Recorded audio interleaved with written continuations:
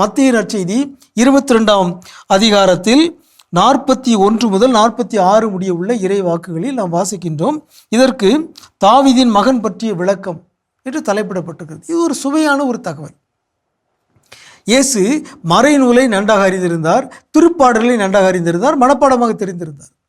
ஆகவே இயேசு திருப்பாடல் 110 மேற்கோள் காட்டி இயேசுடைய எதிரிகளுடைய வாயை அடைக்கிறார். நீங்கள்லாம் சொல்கிறீங்க மெசியா தாவீதின் மகன் என்று சொல்லுகிறீர்கள். நான் ஒரு கேள்வி கேட்குறேன். மெசியா தாவீதின் மகன் மட்டுமல்ல, தாவீதுக்கே தலைவர் என்று சொல்லி திருப்பாடல் 110 மேற்கோள் காட்டுகிறார். திருப்பாடல் 110 சொல்லப்பட்டுகிறது, ஆண்டவர் என் தலைவரிடம் சொன்னது, நான் உம் பகைவரை உமக்கு கால்மனையாக்கும் வரை நீர் என் வலப்பக்கத்தில் அமரும் என்று சொல்லப்பட்டிருக்கிறது.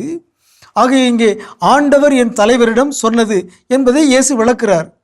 இதை யார் எழுதுகிறார்? இந்த திருப்பாடல் 110 தாவீது எழுதுகிறார், தூய ஆவியாரால் தூண்டப்பட்டு எழுதுகிறார். ஆகவே ஆண்டவர் என் தலைவரிடம் சொன்னது. ஆண்டவர் என்றால் கடவுள், விண்ணக தந்தை. என் தலைவர் என்றால் மெசியா. ஆகவே தாவீது எழுதுகிறாரு, கடவுள் மெசியாவிடம் சொல்லியிருக்கிறார், நான் உம் பகைவர்களை உமக்கு கால்மனையாக்கும் வரை நீர் என் வலப்பக்கத்தில் அமரும் என்று. ஆகவே தாவீதே மெசியாவை என் தலைவரிடம் என்ற சொல்லை பயன்படுத்தி இருக்கிறார்.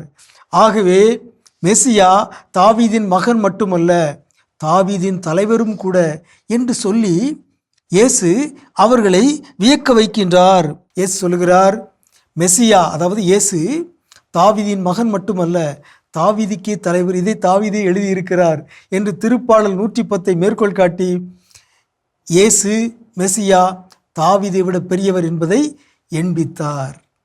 இயேசுவுக்கே புகழ், இயேசுவுக்கே மாட்சி.